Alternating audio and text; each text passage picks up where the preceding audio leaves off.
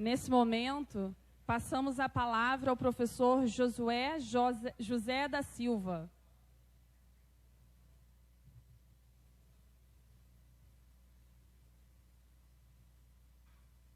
Boa noite. Começamos bem, né? Começamos com o hino nacional, a lapela, gostei de ver, todos cantando, né? Isso já é uma grande vitória, porque nós vimos que uma vez, não sei se quem está lembrado, né? Num jogo da Copa do Mundo houve um pane e tivemos que cantar o hino nacional e os nossos jogadores não souberam. Quem está lembrado disso? Né? Mas nós não, nós estamos preparados, isso é muito bom. Nós estamos preparados e somos capazes, né, de realmente desenvolver o nosso hino, cantar a nossa pátria, e vocês já começaram de parabéns aqui. Né? Bom, eu quero começar agradecendo, né, a figura que não está presente aqui, mas mandou um forte abraço para todos, do nosso magnífico reitor, professor Arudi, que tem dado todo o apoio para que o nosso curso, né, para que a nossa universidade possa não só desenvolver as atividades acadêmicas e legais, como também trazer e proporcionar outras oportunidades de aprendizagem aos nossos estudantes. Quero também agradecer ao professor Rui, do PPGA, que é o nosso programa de pós-graduação em administração, mestrado e doutorado, né, que nos dá um chapéu, que nos dá o conhecimento, que desenvolve diversas pesquisas para que nós possamos, na graduação, ter aquilo que está sendo desenvolvido em ponta, seja no Brasil, seja fora do país, e na figura do professor Rui, né, eu estou aqui também agradecendo. Quero agradecer a todo o corpo docente da instituição, né, em especial uma equipe que se uniu para que esse evento pudesse acontecer, né, que nós estamos já preparando para vocês com muito carinho, tá, toda a programação que vocês estão tendo acesso, né, das diversas oficinas, os diversos trabalhos, diversas palestras, para que a gente possa trazer momentos de reflexão para os nossos discentes, para que nós possamos trazer coisas que estão acontecendo no mundo. O administrador, ele tem que ser uma pessoa que tem uma visão de mundo, e é isso que a gente quer trazer cada vez mais para vocês. Quero agradecer a participação de vocês, né? Esse evento só existe porque temos alunos, né? Os estudantes, cada um de vocês que estão me ouvindo agora ou que me ouvirão, né, na gravação mais à frente, né? É um desafio cada dia, e eu tenho certeza que cada um de vocês está sendo e será vencedor. Em todo período a gente fecha uma turma e eu gosto de estar na hora da entrega, né, do certificado, dizendo, poxa, é uma parcela, é um momento em que você fechou uma parte importante da sua vida. Nós sabemos que a aprendizagem é contínua, a aprendizagem é para sempre, mas cada etapa é importante a gente fechar. E vocês que estão aqui conosco, alguns chegando no primeiro período, outros terminando no 8º período, tá? Para os que estão chegando, olha o pessoal do 8º, eles chegaram lá. Essa é a meta de vocês. Para o pessoal do 8º, parabéns, né? Venceram todas as etapas, estão chegando. E os demais, temos um caminho, maior ou menor, para trilhar, mas todos vocês, né, chegarão a esse objetivo se forem perseverantes. Nós pedimos a vocês que divulguem o nosso evento nas redes sociais, né? Hoje nós sabemos que sem rede, não consigo nem mais entender o mundo da época, né, que a gente não tinha plugado com a internet, com as diversas redes sociais. Nós temos a hashtag Semana ADM Unigran Rio e a hashtag Semana ADM Eu Fui.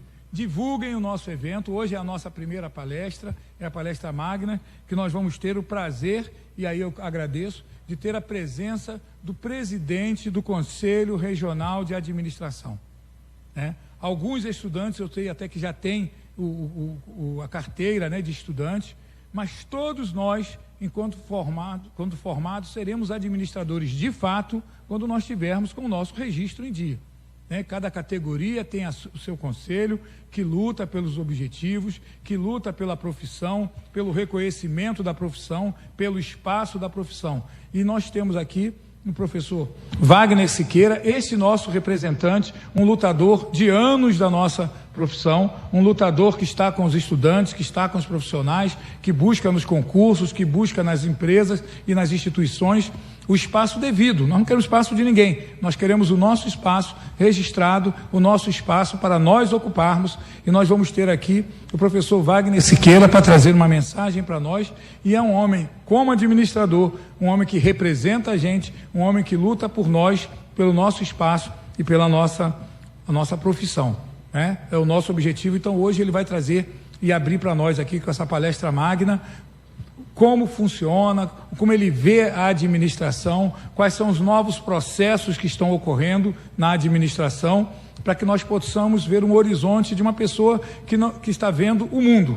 Ele é um homem do mundo, ele está aqui representando o nosso conselho, é um homem que está plugado com todos os conselhos e que conhece o que está acontecendo para trazer para nós o que hoje acontece, quais são as expectativas de futuro, o que é que a gente pode ver num horizonte mais distante. Né? Por exemplo, vocês que são de primeiro período, nós estamos falando daqui a 8 semestres, não é isso? Daqui a 4 anos, gente, o Brasil vai ser igualzinho a hoje, não vai? Não, então nós temos que ser preparados hoje para o Brasil de amanhã.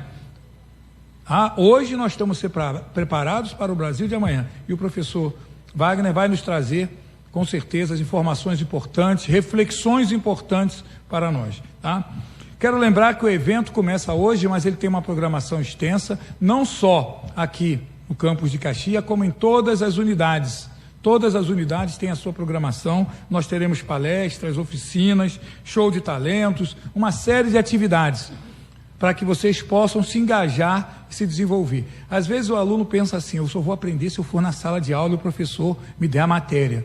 Essa é uma das formas de aprendizagem, sem sombra de dúvida, mas você aprende não só na sala de aula, você aprende quando você está caminhando dentro da universidade, você aprende quando você vai numa oficina, quando você vai num show cultural, quando você vai num show musical, quando você está fazendo um trabalho de um mini curso, e nós queremos exatamente proporcionar a você diversas alternativas, diversas possibilidades de aprendizagem, tá? Para que você possa criticar, analisar e chegar às conclusões devidas suas enquanto estudante, enquanto profissional e principalmente enquanto cidadão, tá? Então nós estamos abrindo com muita satisfação a nossa semana de administração, pedimos a participação intensa de vocês, porque quem faz a semana são vocês. Nós estaremos coordenando, nós estaremos ajudando, nós estaremos orientando, mas o sucesso é de vocês. É que é vocês que vão estar participando. Nós temos uma preocupação muito grande de que vocês sejam ativos nas diversas atividades, nos diversos eventos que irão ocorrer, ok? Então, muito obrigado pela atenção. Eu passo a palavra aqui para Rafaela, nossa cerimonialista, dar continuidade. Muito obrigado.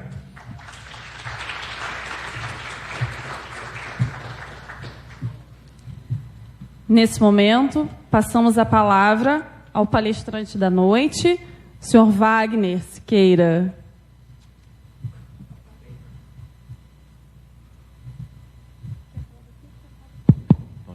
Muito boa noite, é uma satisfação enorme estar com vocês. Receber esse... Boa noite. Então tá bem. Receber esse convite honroso, muito gostoso do professor Josué, representando a comunidade profissional da Unigran Rio, está nesta semana da administração da Unigran Rio, é um motivo renovado de júbilo para todos nós, do nosso conselho, do nosso plenário. Somos 12 conselheiros lá titulares, portanto, representando este plenário. O professor nos pediu um tema fundamentalmente vinculado à inovação dentro do elenco de temas que vocês vão tratar nesta semana bastante importante, discussão de administração. Pensar o aqui e o agora e projetar para o futuro. E eu quis trazer hoje para vocês uma reflexão um pouco, né? Talvez fora daquilo que se trata o tema muito inovação. É natural que no mundo da tecnologia, das técnicas, em que os nossos smartphones, né, estão todos aí nos dotando de toda a tecnologia, que a gente sempre pense em inovação vinculada sempre às questões tangíveis. Mas a gente vai falar um pouco daquilo que considero que é de fundamental importância para nós, que são as variáveis intangíveis do processo de inovação. Tecnologia, mentalidade, técnica, cultura.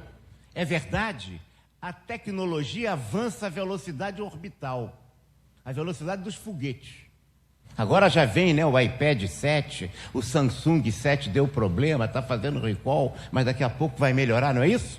A tecnologia está avançando muito, mas a mentalidade das organizações avança à velocidade do carro de boi. E há uma defasagem enorme entre a tecnologia que nós utilizamos e o ambiente que viceja nas organizações, que é a mentalidade do carro de boi.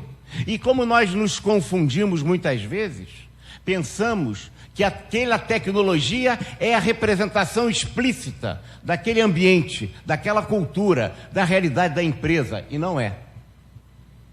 A mentalidade está constituída por aquilo que os balanços das organizações não consideram, que eu costumo chamar de variáveis não contabilizáveis, que são os recursos, as questões, a dimensão exatamente dos intangíveis, que são os não contabilizáveis. Esse tem um peso fundamental também no processo de transformação, de inovação, de criatividade dentro da organização, não é apenas a técnica. Aliás, nós, profissionais de administração, eu pediria botar um copinho, nós profissionais de administração, você vai botar aqui em mim? Então bota logo.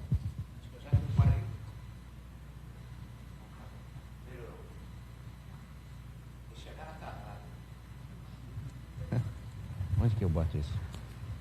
Não precisa, bota na cadeira, no bolso. Desculpe.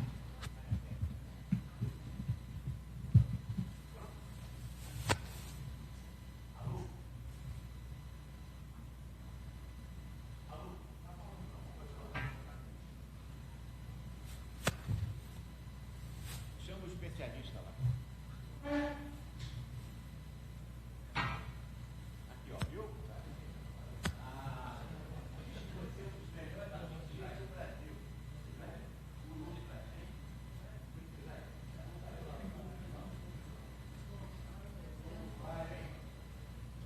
Alô, pronto, viu? Resolveu. Brincadeira, hein, Vladimir? A gente confunde a tecnologia e acha que a realidade das organizações tem o avanço das técnicas que a gente utiliza. E a gente não percebe, repito, que a mentalidade, as relações nas organizações são da época do carro de boi. Nós, técnicos, temos que ter muito cuidado com isso, porque pior do que o político demagogo e irresponsável é o técnico puro, porque o técnico puro é um alienado com poder. Nós não somos um biologista que está olhando no seu microscópio os bichinhos lá não, as bactérias dos bichinhos. Nós somos um agente de transformação social inserido no meio ambiente, com os nossos conceitos e preconceitos, com nossos valores e nossas crenças, imbricado no ambiente em que vivemos, que estamos tentando transformá-lo. Como é que vai dar consequência ao nosso papel de agente de mudanças, que nós também somos parte deles? E na contabilidade, quando se computa no balanço das organizações, o que nós verificamos são só os bens tangíveis, jamais os bens intangíveis. O técnico puro é mais perigoso. Por quê? Porque ele quer fazer da sua técnica um desígnio de poder e de mando. Ele, dizendo que é técnico, no fundo ele está utilizando do seu conhecimento para o exercício do poder através da técnica, o que é muito perigoso. Nós estamos num processo de mudança, nós estamos num processo de construção de uma sociedade mais humanizada, mais justa, e que nós, como profissionais de administração, devemos estar atentos a isso. Tá certo? Então, cuidado. Por outro lado, a gente precisa considerar que, como técnicos, que as organizações não são lógicas como os computadores. As organizações são psicológicas. É natural que nós, formados e forjados, às vezes até deformados, no raciocínio da lógica da gestão, A gente pensa que sempre, em administração, 2 e 2 são 4. E queremos fazer a econometria comportamental ou matemática, a aritmética da gestão de pessoas. Mas as organizações não são assim. As organizações não são lógicas como computadores. Eu não estou dizendo que elas não sejam lógicas, mas elas são muito mais psicológicas do que lógicas. E aí o professor aqui na Unigran Rio ensina para um aluno uma técnica importante, avisa para o aluno que é importante a estratégia que ele vai utilizar na adoção nessa técnica na sua empresa, mas como ele acha que é o proprietário da técnica que ele acabou de aprender, ele vai lá para o seu gerente, mostra aquele programa que ele está fazendo e o gerente não dá nem bola. E a gente vira assim, esse gerente é uma besta, não é isso? Será que é o gerente que é uma besta? Ou a gente que não ouviu bem o professor, que nos disse que as organizações não são lógicas? O lógico era que aquele professor, que aquele gerente aceitasse aquilo. Mas isso não é psicológico. Porque as organizações não reagem ao mundo objetivo da matemática, da lógica apenas, mas também do psicológico. Então, vamos ouvir o professor naquilo da sua técnica, porque a técnica não é um instrumento de exercício de poder e de comando, principalmente no processo de inovação. Está claro até agora? Não? Estamos indo, né? Então vamos lá, próxima. O negócio hoje está danado, hein? Vamos mal, hein? Ih, você não falou que você ia mudar aí, ó? Ô, Cássio. Ah, agora melhorou. Vamos falar um pouco aqui do processo do condicionamento do comportamento humano nas organizações. O comportamento é o que aparece aqui, ó. É o agir, os efeitos. Efeitos que nas organizações, a maneira de reagir, de ser das pessoas, as normas, as rotinas, as estruturas, os organogramas. Ah, agora está na moda. Os processos de trabalho, não é? Certo? O velho OIM agora, que é muito mais importante, né? Muito mais outro momento, com muito maior enriquecimento, é claro, mas o comportamento nada mais é do que de formulações bem mais profundas do processo da organização e das pessoas. Ah, sim, estava me esquecendo. A gente tem mania de dizer assim, tá muito mania, né? O espírito da organização. As organizações felizes, não tem essas histórias? Meu amigo, as organizações são ficções jurídicas. Não existe isso. Só existe organização se tiverem pessoas se relacionando com outras pessoas para consecução de objetivos. Se nós tirarmos as pessoas da empresa, da organização, tem prédio. Isto é uma formulação teórica? Não, é pior do que teórica. Ela não existe se não tiver os elementos essenciais das organizações. Toda organização tem pessoa. Toda organização tem objetivos, metas para cumprir. Pessoas se relacionam com outras para a consecução de objetivos. E toda organização tem hierarquia, diferentes usos de hierarquia. Antigamente, dependendo do momento histórico, um estilo de hierarquia é mais forte do que o outro. Há momentos como o nosso que tem diferentes usos de hierarquia, mas hierarquia subsiste. Se nós tirarmos a pessoa da empresa, não há empresa, há prédio. Estamos falando de uma ficção, que a gente diz assim, a empresa feliz. O que é a empresa feliz? Nós temos pessoas felizes ou não da organização. Só que cada um de nós aqui, de vocês, nós todos, somos, graças a Deus, um diferente do outro. Né?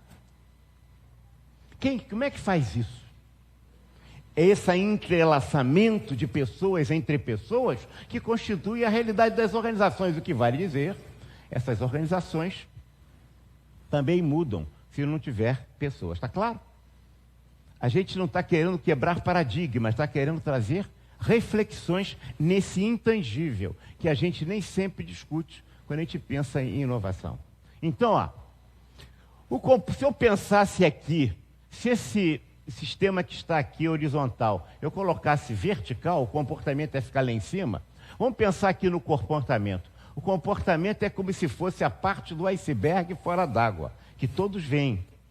É aquela parte do gelão que está fora da água, né? Mas a gente sabe no iceberg, que abaixo do nível d'água, tem um volume enorme de gelo, né? Que diz leva o iceberg numa direção ou noutra. Aquele bolão de gelo é que leva. Ah, sim, nós estamos falando nas percepções e nas concepções.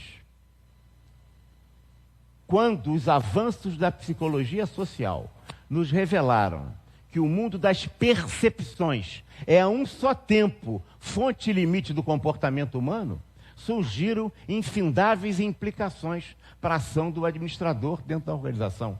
A maneira como eu fotografo determinada realidade é a maneira como eu me comporto. A maneira como eu vejo determinada realidade é a maneira como eu tendo a me comportar. Se eu quero mudar comportamento, qual é a consequência inevitável disso?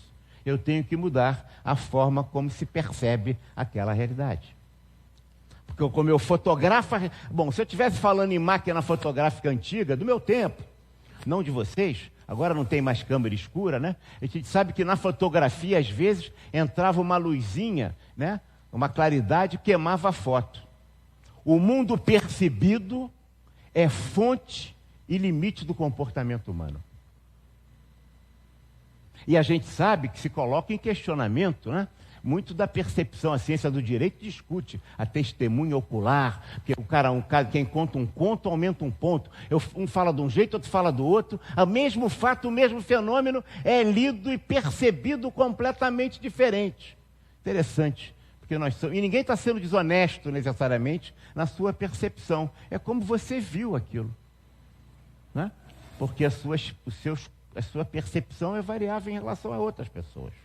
Então, se eu quero mudar comportamento ou agir, eu tenho que mudar a causa que determina esse comportamento, que são as percepções.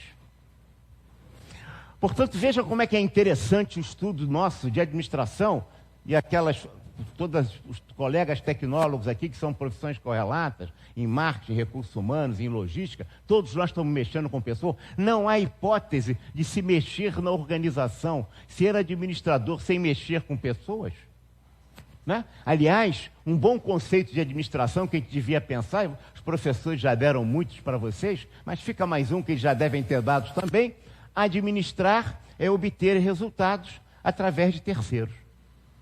Administrar é obter resultados através de pessoas. Tá certo? Muito bem. Então, se eu tenho essa causa, por que as percepções variam? Por que quem conta um conto aumenta um ponto ou diminui um ponto?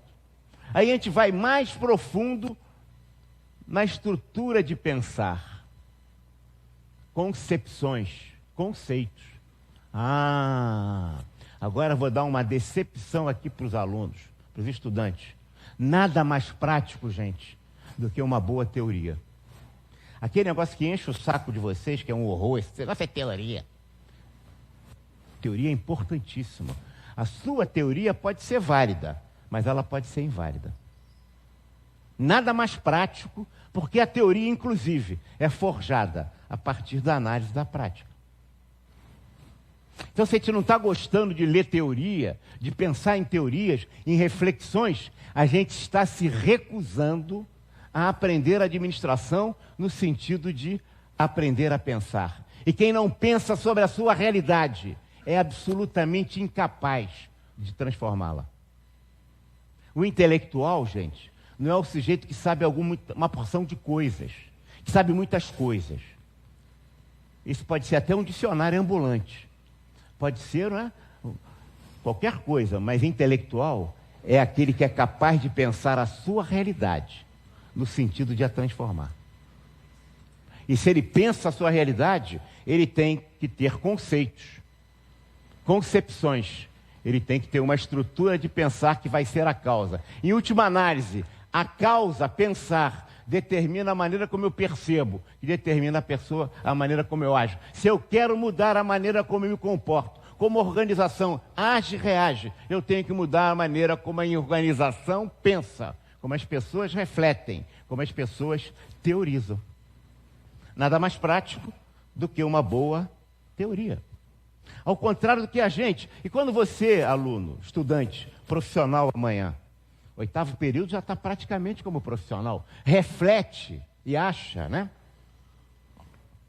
e pede a dica para o professor, se fosse tão fácil assim, era muito simples. A gente chamava os maiores especialistas de administração aqui da Unigran Rio, não ia ser difícil, porque tem muitos professores de alto nível, e ia dizer, professor, vamos fazer aqui, problema A, como é que resolve? Solução A linha. Problema B, solução B linha. Problema Z, solução Z linha. Bota no computador, manda o computador dirigir a empresa. Para que vai botar administrador? Bota logo o computador, que a gente já definiu tudo. Quando a empresa quebrar, não tem dúvida, demite o computador. Mas não é assim. As organizações, as circunstâncias, as realidades nos ajudam com a formulação teórica para a gente pensar aquela realidade específica em que nós estamos vivendo, no sentido de a transformar. Minha gente, não há doença, há doente. Cada organização, esse é o grande equívoco dos médicos, que estão mudando a sua ideia de achar que só tem doença, esquecendo que cada ser humano é um ser humano único. Claro que aquelas características podem se repetir em muitas pessoas, que a gente chama de doença, mas cada um é cada um. E a cada organização é cada organização, porque é um conjunto de pessoas que atuam nela, que a dirigem, que executam as tarefas, que faz aquela organização ser única e singular. E ela precisa de soluções adequadas, específicas àquela realidade. Não posso botar o computador para dirigir a empresa. Então, quando vocês pedem dicas, vocês estão sendo simplistas. Não façam isso. Às vezes eu fico até constrangido de ter que dar dica. Se tivesse dica, era muito fácil, eu botava o computador. A gente não pode perder a capacidade de pensar sobre a realidade que a gente está vivendo. Nós estamos vivendo a sociedade do conhecimento. Imagina.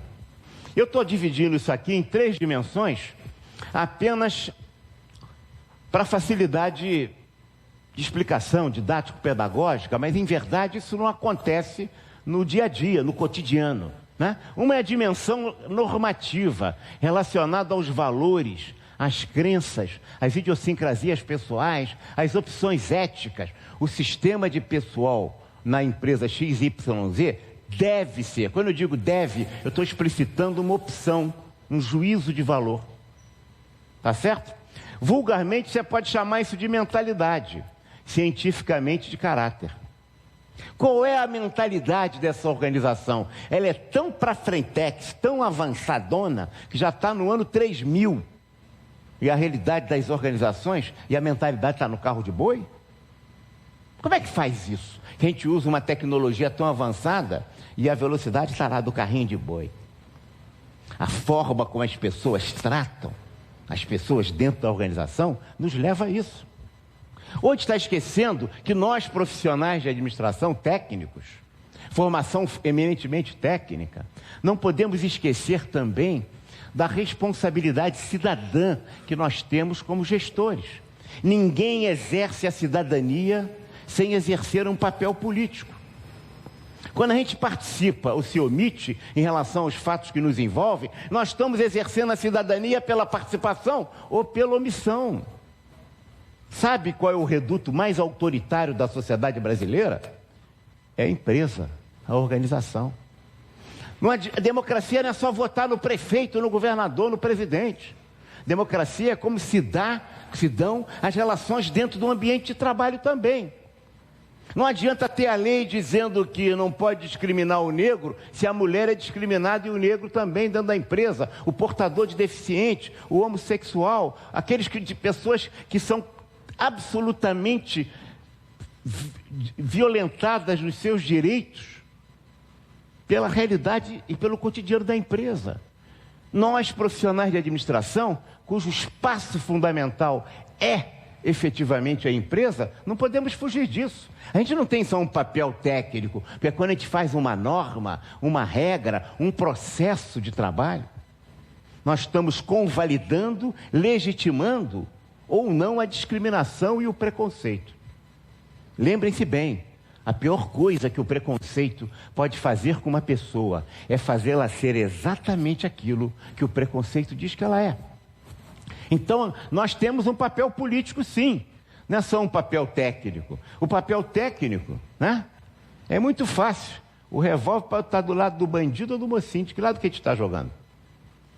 Dos valores de construção de uma sociedade mais justa e fraterna, mais humanizada, ou os valores de uma sociedade mais totalitária, discriminatória, apesar das leis. Já dizia o Capistrano de Abreu, o Brasil precisa de uma lei. Artigo número 1, cumpram-se todas as leis. Artigo número 2, revoguem-se as disposições em contrário. A outra dimensão aqui é a dimensão cognitiva relacionada aos conhecimentos. Uma coisa é mentalidade, outra coisa é capacidade. Uma coisa é caráter, outra coisa é competência. Antigamente tinha um órgão antigo, vocês não conheceram, que queria alfabetizar os adultos no Brasil, na época da Revolução. Chamava-se Mobral, mobilização. Era um órgão importante, não há dúvida que era. Mas ele tinha um slogan que hoje eu me lembro e fico rindo. Ele dizia assim: quem sabe mais, faz mais. As pessoas não valem nas organizações pelo que sabem, mas pelo que fazem com o que sabem. Ah, ele é muito competente, ele é professor de inglês, mas ele pratica isso na organização? Ah, ele é muito competente, porque ele é engenheiro. Ah, esse aqui é menos incompetente, ele é só digitador. Por quê? Um é digitador, outro é engenheiro. As pessoas não valem pelo que sabem, mas pelo que fazem com o que sabem. Aliás, isso é típico do futebol brasileiro, né? Quando a gente vê o time do Vasco querendo derrubar o Jorginho, a gente vê o que está acontecendo, né? Estão perdendo 5 jogos, vão perder 6 até o Eurico mandar ele embora. Hein? Aí vão ganhar de novo. Que coisa, né? Perder o vestiário, né?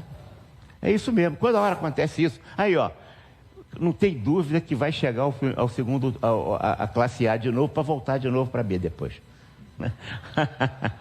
Então, a terceira dimensão é a dimensão volitiva, relacionada às necessidades, aos interesses, aos desejos, às aspirações.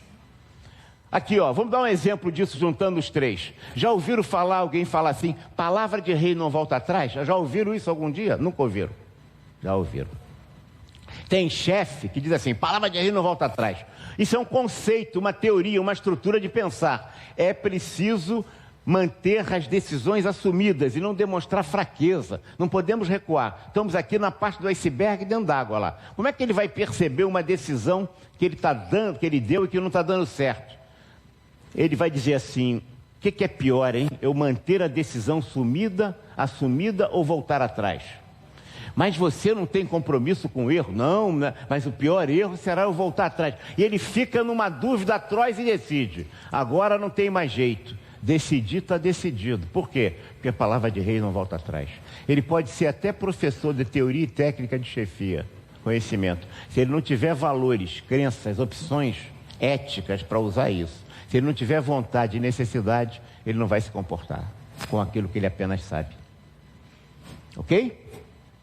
Então é preciso que a gente reflita sobre isso e pense sobre a realidade em que estamos inseridos.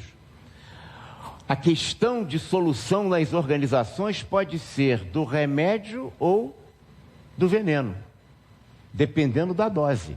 Há remédios que são bons para determinadas organizações, mas que podem ser venenos para outras. Qual é a realidade daquela empresa? Isso é o intangível, não é intangível. Por quê? Porque as organizações não são lógicas como computadores, elas são psicológicas. Ok? Próxima. Nós vamos assistir aqui rapidamente espero que passe aí, irmão. Um filmezinho antigo, um desenho animado. 4 minutos e meio, 5 minutos. Um filme húngaro, 1956. Foi até o ano em que a Cortina de Ferro foi brutalizada pelas tropas russas que invadiram Budapeste e a Hungria. Mas eles fizeram um filmezinho muito interessante, destinado a estimular a discussão sobre o papel do indivíduo inovador, o que mostra também que tem coisas antigas que são muito úteis ainda. Em relação à comunidade, este filme descreve como alguém inspirado a fazer algo diferente do resto dos seus companheiros. Embora seja ridicularizada inicialmente, a nova ideia é comprovadamente bem-sucedida, dando aos mais céticos a coragem necessária para tentarem também utilizá-la. Quando uma pessoa ousa ser inovadora, é o começo do processo de mudança. Vamos lá.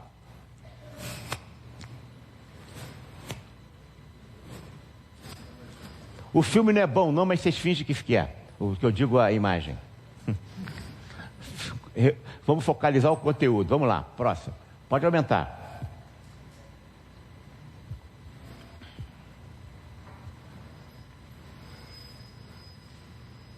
Está sem som. Não. O negócio está danado hoje. É, cinema mudo. Eu falei em 56, já chegamos à década de 20. Hein?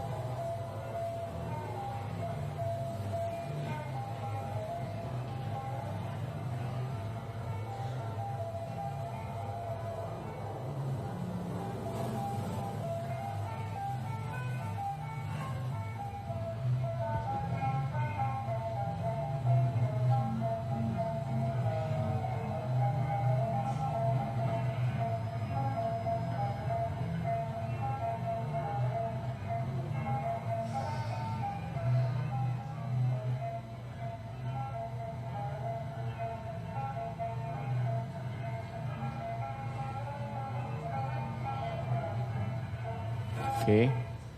Bem, em verdade, da falta do som, a gente viu como a ideia, a nova ideia, é sempre rejeitada, muitas vezes, né?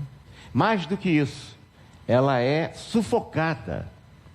Muitas vezes, o novo não consegue nascer, porque o velho não consegue morrer. O velho não morre e não deixa o novo nascer. A ideia. E é muito comum isso no ambiente das organizações. Se nós acharmos que isso é apenas conosco, que só está acontecendo conosco, não é. Isso é o cotidiano da vida em geral. As pessoas reagem ao novo, porque ameaça, por diferentes razões, mas reagem. E a gente tem que estar preparado para isso. Ao ridículo, à agressão, à risada dos outros. Mas se a gente tem convicções, e o contrário do medo não é a coragem, o contrário do medo são as convicções. Se a gente tem convicções, a gente enfrenta. Agora, é preciso entender que isso faz parte da regra do jogo. Portanto, vamos fazer algumas perguntinhas para vocês. Quem quiser se colocar, não há respostas certas nem erradas. Apenas a que vocês entendem e como contribuição para ver se a gente consegue aqui. Por que algumas mudanças são bem-sucedidas e outras não são? Quem gostaria de falar alguma coisa? Ninguém? Por que algumas mudanças são bem-sucedidas e outras não são? Você que quer falar, fala. Não sabe? Não. Não. Por quê?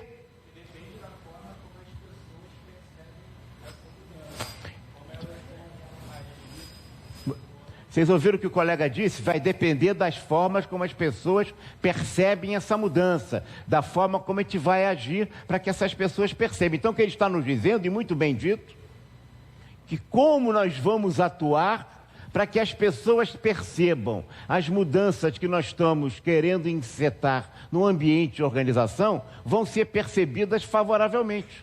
Então nós estamos colocando um outro desafio, não é a lógica apenas da racionalidade da solução que estamos trazendo, é como essas soluções estão sendo previstas e vão ser aceitas. Primeiro, eu tenho que ser então um estrategista, entender quais serão as reações das pessoas que vão ser afetadas pelas decisões ou pela essa contribuição que eu estou trazendo. Como é que elas vão reagir? Se ela reagir assim, eu vou agir assado. Se ela reagir assado, eu vou agir assim. Como é que eu vou contornar a resistência à mudança para elas não ficarem contra, não me darem porrada, não reagirem, enfim, não me ridicularizarem? Então, a forma como as pessoas vão perceber é muito importante. O mundo das percepções condiciona a maneira como eu me comporto. Então, se eu não estudar o intangível, o não contabilizável, que são as reações das pessoas, isso não é política, não. Isso é entender que o ambiente organizacional é um ambiente social. Não é de engenharia, porque as organizações não são lógicas, são psicológicas. Tá certo? É isso mesmo, colega. Isso é uma bela contribuição, uma bela observação. É preciso que a gente vença antecipadamente ou pense sobre cenários, perspectivas, possibilidades daqueles que vão ser afetados pela decisão. Nem sempre o nosso chefe é aquela besta que nós estamos pensando. Ele apenas não entendeu. Ou reage também. Como é que eu vou fazer para o chefe não reagir? Como é que eu vou abordar? Quais são as estratégias que cada um e cada realidade vai determinar a reflexão de cada um para fazer o que deve fazer, para contornar a dificuldade, que vai fazer com que ele ganhe, ele fique do meu time, ele seja cooptado. Tá claro? Então vamos continuar. Segunda, por que as diferenças entre pessoas às vezes causam preconceito, aversão, receio e até medo, enquanto em outras situações costumam estimular a colaboração e sinergia? Alguém fala? Ninguém fala? Então eu falo. A pior coisa que o preconceito faz com uma pessoa é fazê-la ser exatamente igual àquilo que o preconceito diz que ela é. As pessoas são estigmatizadas pelo preconceito. Alemão é tudo inteligente, japonês é tudo traiçoeiro. Tem essas babaquices? Tem. E a gente coloca isso como verdade. Como se fosse a natureza do ser humano, gente, no tempo e no espaço. Na África antiga, na África atual, no Brasil, na América Latina, em Roma, no Império Romano, os gregos, todos. O ser humano, a natureza do ser humano é permanente e universal. A natureza do homem é a mesma, como natureza. As circunstâncias em que nós somos desenvolvidos, os processos de socialização a que somos expostos, nos mudam.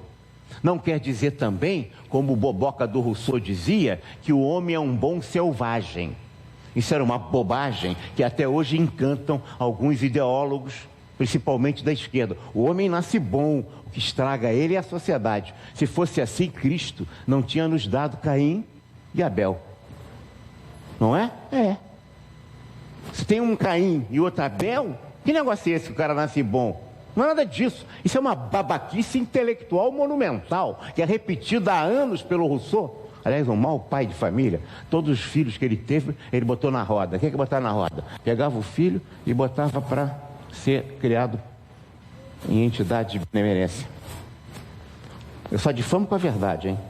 Tá certo? Então vejam, não é as circunstâncias nos levam a isso, nos forjam os preconceitos e os conceitos, os medos e os não medos. A gente esquecendo que a natureza do homem é a mesma. Claro, os processos de socialização a que somos expostos, de construção das nossas trajetórias, é que forma esse preconceito, esse medo, essa implicância com pessoas assim, ou de achar que elas são assadas.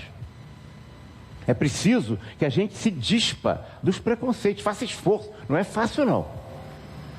Porque nós somos forjados nessa cultura, nessa realidade. E a cultura, eu vou dizer já daqui a pouco já, é como o ar que a gente respira.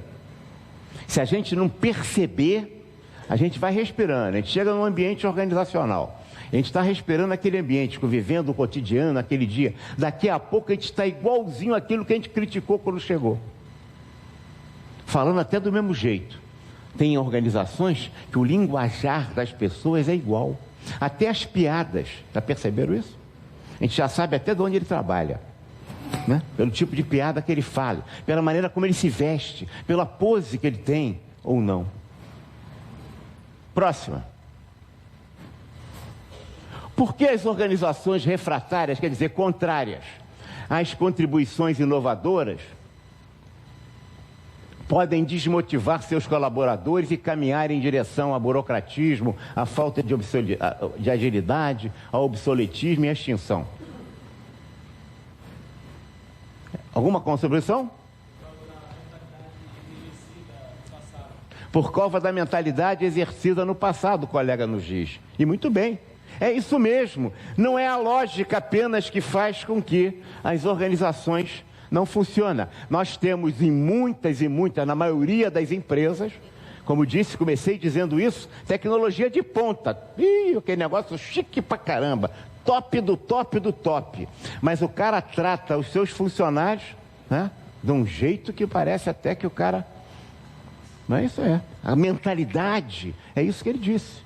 A cultura, o ambiente, não condiz com aquela tecnologia de ponta que a gente fala. Eu diria que a maioria das organizações no mundo são assim. Nós vivemos hoje o humanismo superficial, né? Tem isso, tem home theater, tem isso, a organização faz isso, faz aquilo, mas se a gente for olhar bem, a gente está vivendo de verdade numa fase enorme de obscurantismo. Nunca tão grande, porque os estudos da administração, o único erro que a gente comete sempre é que a gente acha que o sistema está sempre progredindo. Existe uma lei na história, que é a decadência. Não há outra. Só Marx que acreditou que havia um caminhar inesgotável por processo de construção de uma sociedade moral, de uma economia moralizada. Deu no que deu, né? Bom, se a gente olhar bem isso, a gente vai verificar que muitos avanços hoje que a gente tem, nunca se produziu tantos livros de administração sem base em ciência, sem base em pesquisa, sem base em força da análise acadêmica. O cara publica qualquer 7 hábitos do monge inteligente, do monge executivo, né? Os 7 hábitos do monge executivo. O cara conseguiu misturar em 2 livros, muita bobagem junto. Qual é a base de pesquisa que esse cara tem? E os boboca ficam repetindo como verdade o que o cara disse. Teve um tal de Hammer que fez um livro antigo, não tão antigo, chamava-se Reengenharia, Readministração, aquelas coisas todas, né? Da reengenharia. Depois ele escreveu pós-reengenharia negando tudo, mas só leram o primeiro. Ele tinha que... Bom, tem gente que gostaria de acabar com as pessoas na empresa. Que esse mal, que não diz nem que é necessário. Se pudesse me livrar das pessoas na empresa, seria uma maravilha. Se eu me livrar das pessoas na empresa, eu não tenho organização. Qual é a base científica que sustenta as teorias de organização hoje no mundo? Não quer dizer que a gente esteja avançando. Quer dizer que a gente nunca se repetiu tanto.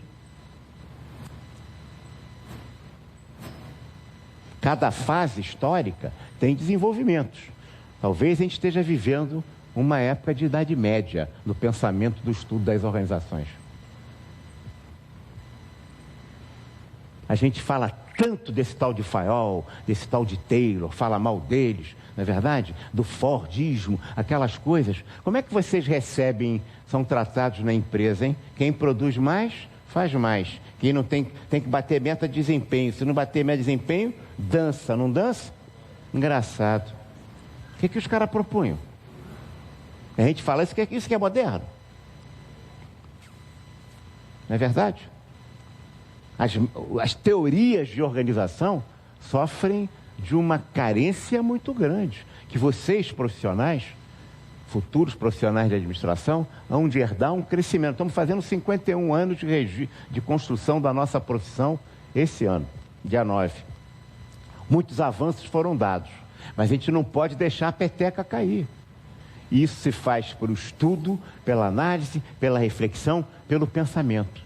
Quando um aluno quer apenas receber dica para resolver a sua questão, fundamentalmente na empresa em que ele trabalha, para ele melhorar um pouquinho, ele está esquecendo que ele está pedindo para ser obsoleto.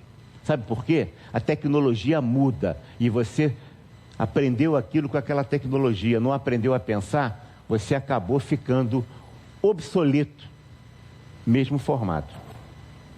Se a gente não aprender a pensar para formular os nossos próprios comportamentos, práticas e hábitos, estudar, continuar estudando, aprendendo alguma coisa, refletindo sobre a realidade, a gente vai repetir, a gente vai virar apêndice da máquina, é igualzinho o operário da linha de montagem antes. Acaba a linha de montagem naqueles termos de apertar o parafuso, tira o cara. A gente precisa aprender aqui nesta faculdade a refletir sobre a realidade organizacional. E aí sim, a nossa profissão e vocês vão ter sucesso. Vocês escolheram a profissão certa. Não há país subdesenvolvido, dizia o Drucker, né? Há país subadministrado. Eu diria mais, um indicador de desenvolvimento nos países é o grau que se dá, a força que se dá à competência gerencial na realidade da empresa, das organizações, da sociedade. O Brasil ainda tem muito de subdesenvolvido, porque a gente atribui ainda muito pouco a importância à questão da administração. Se a gente pensar que a Coreia, em 1960, era um país do tamanho do Brasil, a Coreia do Sul, e hoje está todo mundo com telefone, smartphone de Samsung, e está todo mundo com carro também deles, que nós compramos tudo da Coreia do Sul, não compramos nada na Coreia do Norte, a gente vê a diferença. É preciso que a gente pense e reflita, estuda e leia. Quantos livros já leram de administração? Leiam aqueles que o professor indicou e também aqueles que ele não indicou. Tá certo? Também. Uma pergunta lá de Magé. De Magé, claro, pode fazer.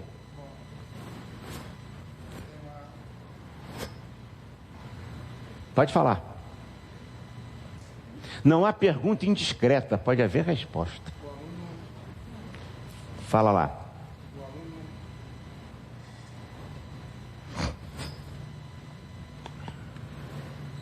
Muda o quadro aqui para a próxima, enquanto ele vai perguntando ali. Agora sim. Se pois não.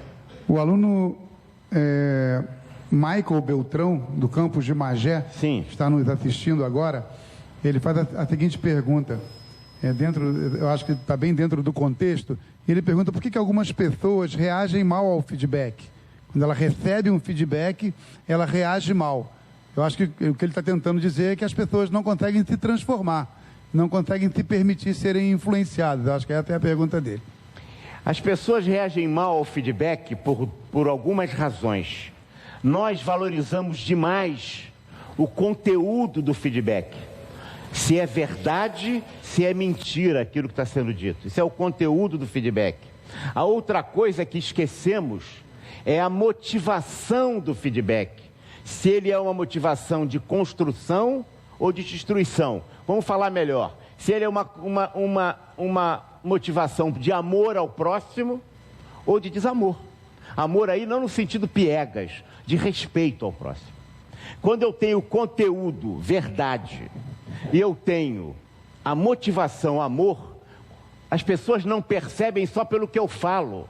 As pessoas percebem a maneira como eu também falo. O tom de voz, a postura de corpo, a maneira de falar também comunica. Se é verdade ou se não é verdade. A pessoa diz uma verdade e se o outro interlocutor admite, percebe que a motivação que a pessoa está me falando aquilo é verdade, é de amor, é de carinho, é de respeito, a gente tende a aceitar esse feedback. Agora, não é isso que acontece no mundo das organizações em geral, das relações entre pessoas, entre marido e mulher. entre chefe e subordinado, entre pai e filho, entre o pai de santo e o crente, entre o pastor e o crente, entre o padre e o fiel da igreja, relações humanas. Você tem, às vezes, verdade, amor, conteúdo. Mentira, amor. Ou verdade, desamor. Vamos continuar. Eu falo a verdade agora, de novo o conteúdo. Mas a motivação que eu tenho é desamor, é desrespeito. Eu estou irritado com o cara. Aí eu pego e falo a verdade, mas eu falo duro. Eu falo para machucar, eu falo para ferir. Por maior que seja a verdade, esse feedback não é aceito, porque a pessoa percebe que a motivação de quem está falando não é verdade, é desamor. É verdade, mas é desamor. É verdade, mas não é respeito. É verdade, mas não é atenção com o outro. Está claro? Isso faz com que o feedback não seja aceito. Mas não termina aí só não. Tem mais. Aí eu falei a verdade para a pessoa, mas falei querendo dar uma caquerada na pessoa. E aí agora eu vou falar. Aí eu vi que a pessoa está zangada comigo, ficou bicuda, né? Por quê? Porque eu falei verdade, mas ela não encaixou. Porque ela não encaixou alguma coisa que ela sabe que eu estou dando para machucar. Natural. Aí eu falo assim, sabe, fulano, aquele negócio que eu te falei, eu estava um pouco de cabeça cheia, não foi bem assim, releva o que eu estou falando. E ela vai então para mentira, amor. Vamos lá. Verdade, amor, verdade, desamor, mentira, amor. Tá claro? Quando eu falo uma mentira por desrespeito, por amor, a pessoa também percebe. O que é isso? Esse cara falou isso, agora está falando o contrário, fica desconfiada. Marido e mulher também, hein? Mulher e marido também. Aí ele diz assim, a relação humana no feedback, colega de Macaé, é sempre uma relação neurótica. Verdade, desamor, mentira, amor. Verdade, desamor, mentira, amor. Isso vai se fecundando um ao outro, ou se destruindo, até que vem a guerra total, a guerra do Afeganistão, da Síria. Aí vem mentira, desamor. Eu não só falando verdade não, eu vou falar o resto que eu falo, ainda invento umas coisinhas e vou com a motivação de bater. E aí destrói tudo, é guerra total. Verdade, desamor é a relação humana que constrói entre as pessoas. Eu falo a verdade, pelo menos a verdade que eu percebo. Não quer dizer que seja a minha verdade. Cada um percebe diferentemente. Eu dou esse feedback honestamente no sentido de construir. Mas eu dou um feedback verdade no sentido de destruir. Não é aceito. Eu dou um feedback de mentira, né? Também de amor, de mentira, amor, também é percebido. E fico nessa relação. E aí vou para a guerra total. Os divórcios, as destruições de relações são sempre assim. Chefe subordinado também, meu amigo. Vou dizer uma coisa para vocês. Isso me faz lembrar Santo Agostinho, que uma vez disse assim, eu procurei a Deus e não encontrei. Eu procurei a mim próprio e não encontrei. Eu procurei o próximo e encontrei os três. É no próximo que se dá a relação efetiva de respeito e de amor entre pessoas. Esse é o grande ensinamento de Cristo, 2000 anos depois de Cristo. Se o ser humano tivesse jeito, já estava tudo resolvido, porque em verdade o que o Cristo nos ensina é o amor ao próximo. Ajudar a quem é bom é obrigação. O forte, o difícil, a construção de amor é ajudar aquele que precisa melhorar. Esse é o verdadeiro amor no sentido cristão. E esse é o sentido que a gente coloca aqui no feedback. Se o feedback é percebido como uma verdade para me quebrar, eu não aceito. Se é percebido uma mentira, eu não aceito como verdade. Se é para me quebrar, e muito menos mentira, desamor. A outra questão, eu já estou encerrando a outra parte, que eu também ia falar disso. Vou voltar aqui. A gente vai falar daqui a pouco, no final, da capacidade de dizer e da capacidade de ouvir para a gente encerrar, tá bem? No nosso feedback. Então vamos lá. O que será que o autor da ideia diferente foi punido pelos demais? Por que será que toda a ideia é diferente para o período de homenagem? O que eu ameaçava, e assim também em geral no cotidiano das empresas, o que vocês acham? Contribuições muito boas, hein, professor Joé? Essa turma aqui está afiada, hein? Vamos responder agora. Vamos lá. Por que vocês acham? As pessoas reagem ao novo. As pessoas não querem sair da sua zona de conforto. É natural. Quem é? A colega aqui. Fala, colega. Muito bem. Ela não quer no microfone. O microfone inibe. Não, o microfone não precisa. Fala que eu falo alto. Pode falar. Fala que eu escuto. Pode falar. Bom, eu acho que na situação quando você se sente punido pelos demais é quando você impõe uma realidade dentro do seu ambiente de trabalho.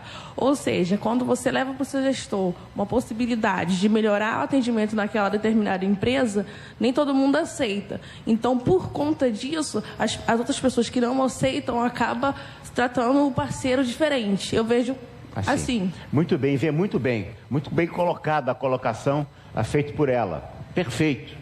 É verdade, gente. A galinha põe o ovinho. Dizem que ela está envolvida no processo de mudança. Ela botou o ovinho e caiu fora. O porco não. O porco, para fazer um sanduíche de presunto com ovos, né? Para fazer um sanduíche de presunto com ovos, tem que dar um pedaço de si. É preciso, como ela disse, comprometer as pessoas com aquilo que está sendo feito. Como é que eu vou não apenas envolver as pessoas, dar a sensação de participar, mas como é que eu vou comprometê-las com aquilo que faço? Porque quem é comprometido com aquilo que faz, está se dedicando intensamente e se realizando também. A única coisa que realiza as pessoas é o trabalho, é aquilo que as pessoas fazem, não é aquilo que... Trabalho aí não é só necessariamente emprego, não. O trabalho. Como você trata as pessoas ficam não desmotivadas. Como você, tratando bem, dando melhor salário, melhores condições, melhores instalações, todas as condições objetivas de tratamento da pessoa, ele fica no ponto zero. Vou dar um exemplo. Eu comi hoje. Por mais que eu tenha comido hoje, se eu passar 3 dias sem comer, eu vou estar louquinho para comer alguma coisa. Não há comida que me leve a deixar de querer comer mais. Não há aumento de salário, aumento do ticket de refeição, né, do vale, etc., que não leve a querer que eu tenha mais um aumento. E a empresa se engana quando ela fala assim, você é uma ingrata, você é um ingrato, que esse mês passado nós te demos isso, te demos aquilo, e o empregado vai responder, e o que você tem feito por mim ultimamente? Porque o mês passado é o mês passado. Não, você vai ter sempre que gastar mais nisso. Mas mesmo assim você não vai ter pessoas motivadas. Você vai ter motivadas se você envolvê-las com aquilo e comprometê-las com aquilo que ela faz. Não adianta chegar na empresa e dizer, caso real, você é importante, você constrói esse Boeing 737 naquela época. E o camarada está apertando parafuso, ou uma porca, ou uma chave. O dia inteiro. Ele não é importante coisa nenhuma, ele não está construindo Boeing coisa nenhuma, ele está apertando chave, um parafuso. Um trabalho insípido, insignificante, sem sentido, só tem um jeito. Ou você acaba com o trabalho, não pode acabar. Então, você automatiza o trabalho. Ah, também não pode automatizar. Então aguenta o problema de moral. Não há solução para um trabalho burro. O ser humano... A tendência do ser humano é querer crescer, progredir, se desenvolver. Todos os seres humanos são assim. É da natureza do ser humano. Não é porque ele tem mais estudo ou menos estudo. O homem é assim. O ser humano é isto. Ele quer crescer, progredir, participar do time que vence, jogar no time que está vencendo, fazer alguma coisa que ele acha importante para ele. Não é para a empresa, para ele. Eu fico achando muito graça desses livrinhos de autoajuda que vocês acham que é livro de administração.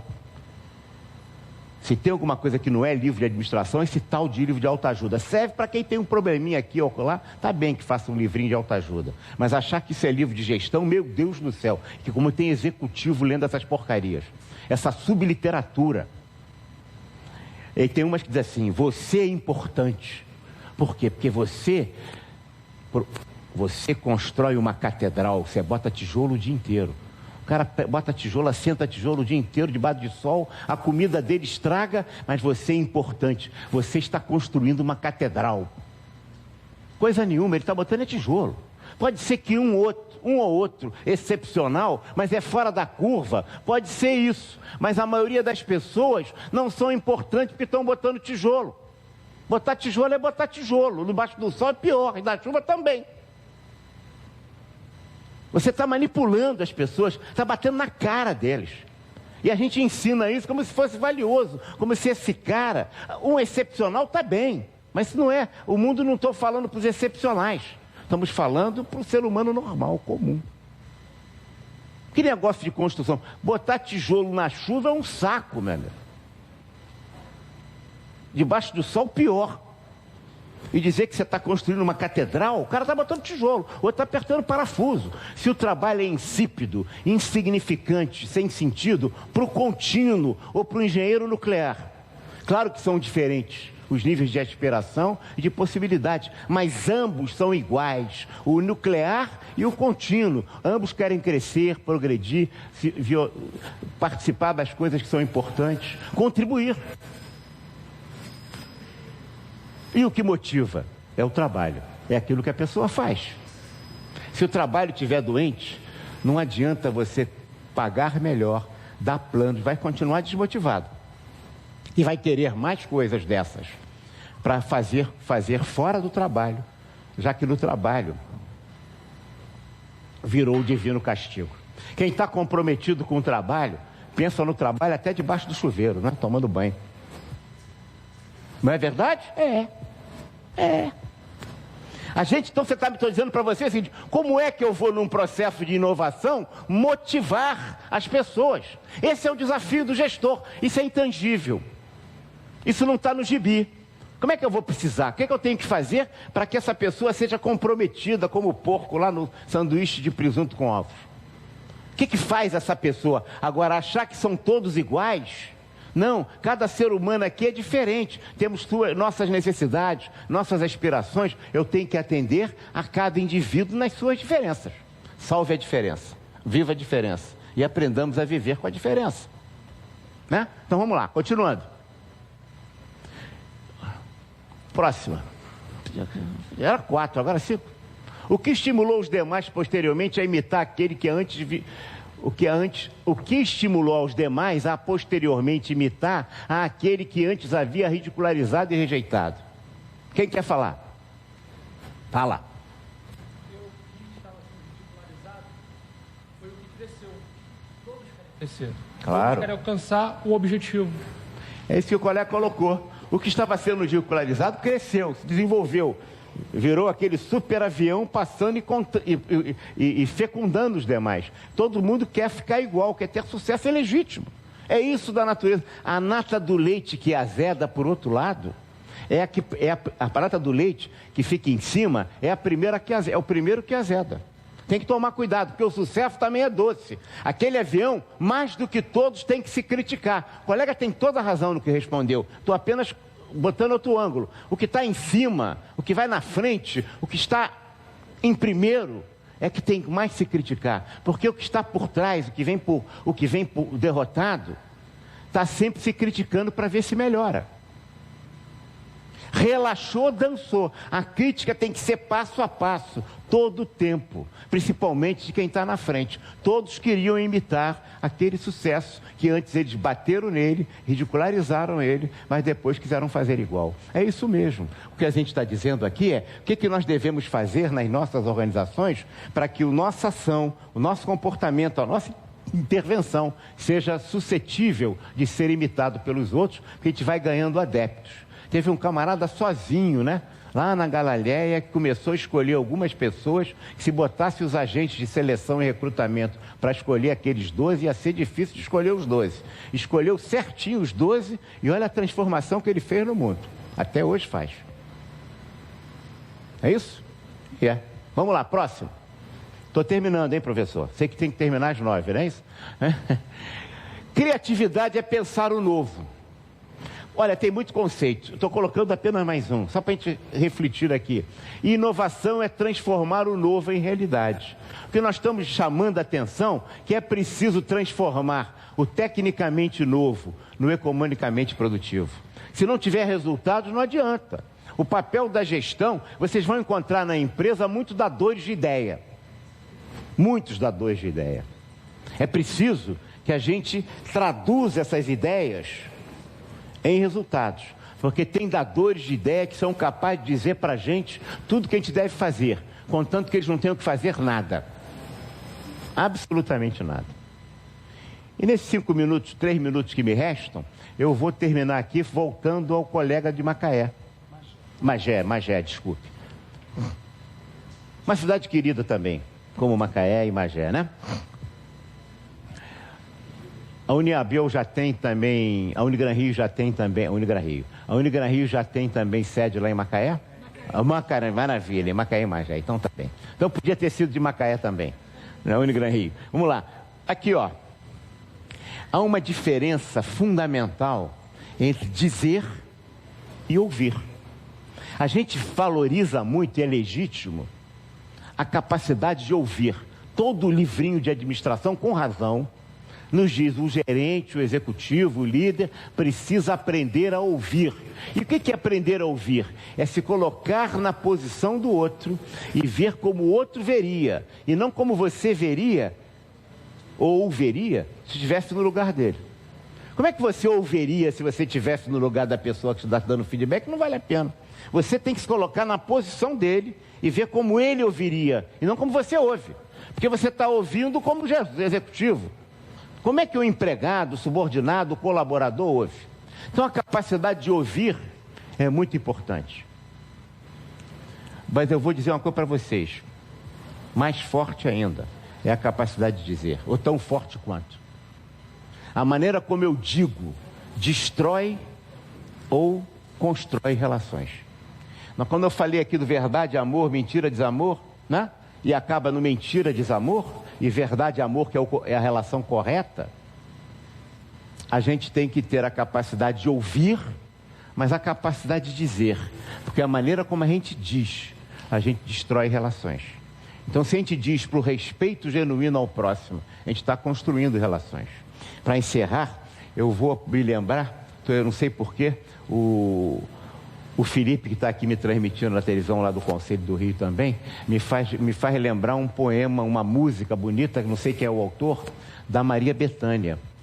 E ela dizia o seguinte: a gente, para ouvir e dizer, para dar e receber feedback, para fazer inovação, para contaminar ou fecundar, melhor dizendo. Contaminar tem uma palavra que tem um conceito negativo, mas para fecundar as pessoas e as ideias pelas nossas propostas de inovação, naquilo que é intangível, porque no tangível tem uma ampla literatura aí, a gente precisa efetivamente se colocar na posição do outro.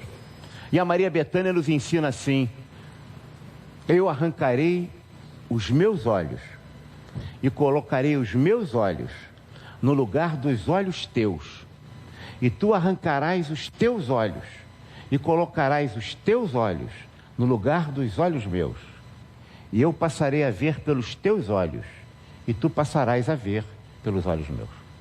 Se a gente é capaz de se colocar na posição do outro e ver como o outro vê, a gente certamente é capaz de compreender, aceitar as diferenças, compreender como ele compreende, não como nós compreenderíamos se estivéssemos no lugar dele. Porque o chefe que se coloca no lugar do subordinado, ele continua sendo chefe. Ele tem que se colocar no lugar do colaborador, do subordinado, e entender e perceber como o subordinado vê e percebe, para que ele possa sentir e ver como aquele subordinado e colaborador vê. Muito obrigado. Eu não sei se há perguntas, mas acho que eu já fui muito longe. Muito obrigado.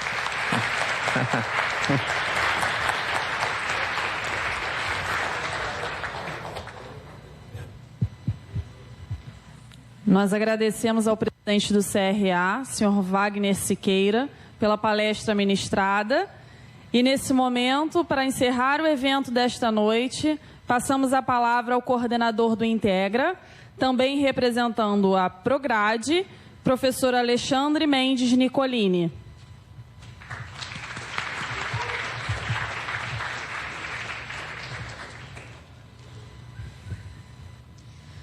Boa noite, estudantes. Boa noite. Boa noite. Que bom. Queria agradecer muito a presença de vocês todos aqui, a todos os professores aqui presentes também, aos coordenadores de curso presentes, aos gestores que também estão aqui, em suma, toda a comunidade científica da Unigran Rio. E, em nome da comunidade científica da Unigran Rio, eu gostaria muito de agradecer ao professor Wagner Siqueira, presidente do Conselho Regional de Administração do Rio de Janeiro, que nos representa, ao professor José da Silva, que coordena o curso de administração em todos os 10 campos perdidos aqui pelo nosso Rio de Janeiro, e fazer um breve comentário do professor Wagner. Existe um provérbio chinês que diz que é melhor viver em tempos interessantes. E aqui, o que o professor Wagner nos traz é exatamente isso. Nós vivemos tempos interessantes, vivemos tempos em que várias revoluções estão em curso.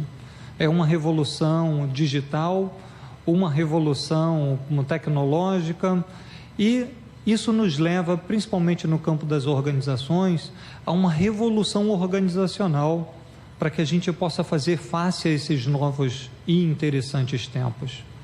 Como administradores, aqui, mais perto ou mais longe da formatura, o que eu tenho a dizer para vocês é que o mundo que vocês vão lidar é um mundo em ebulição, um mundo em transformação. Todo o conhecimento que nós estamos discutindo aqui, ele não é um conhecimento estático, ele é um conhecimento dinâmico. Então, sempre estejam em sala de aula, prontos para perguntar para o professor o seguinte: sim, professor, ótimo conhecimento, mas ligue isso com a realidade, para que a gente possa perceber quais são os limites desse conhecimento, até quando eles podem ir. Todo conhecimento tem um prazo de validade, ou no mínimo ele é um tijolo que vai ser colocado debaixo de outro tijolo, que é um conhecimento que vai ser produzido com base nele. Então, todos nós aqui, como estudantes, como professores, como gestores, todos nós também estamos em franca ebulição. Todos nós estamos em construção. Vocês, estudantes, estão em construção. Nós, professores, aprendemos muito com vocês. Nós, gestores, temos uma tarefa árdua, que é conseguir ligar o que se faz no campo de aprendizagem com o que se produz no campo da gestão dessa aprendizagem. É isso que nós fazemos aqui. É isso que nós queremos convidar vocês a se tornarem participantes ativos do processo de aprendizado de vocês, a se tornarem questionadores desse processo de aprendizado, a tentarem descobrir junto com os professores quem serão vocês daqui a 6 meses, 1 ano, 2 anos, 3 anos ou 4 anos ao final da faculdade. É muito importante a gente parar de pensar em que eu tenho que dominar todo o conhecimento, e mais importante a gente parar para pensar o seguinte: quando eu pegar meu diploma, muito do que eu vi, do que eu estudei, eu vou ter esquecido. Muitas coisas que eu estudei em 2 anos, 3 ou 4 anos pode cair em desuso. Muitas tecnologias que o professor me ajudou a trabalhar em sala de aula, elas podem ser substituídas por tecnologias novas. Então, qual é o papel nosso na universidade? O papel nosso e o papel de vocês como agentes do próprio processo de aprendizado é aprender a raciocinar como? Aprender a raciocinar como administrador. É isso que nós fazemos aqui ao longo de todo o curso de administração. Nós não queremos que vocês decorem A, B ou C, que vocês saibam manusear a tecnologia 1, 2 ou 3.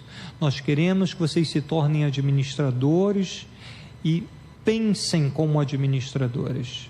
Se vocês aprenderem a pensar como administradores, não importa a tecnologia, não importa o conhecimento, não importa o futuro, vocês serão capazes de inovar. Vocês serão inovadores. Obrigado a todos. Está encerrado o evento.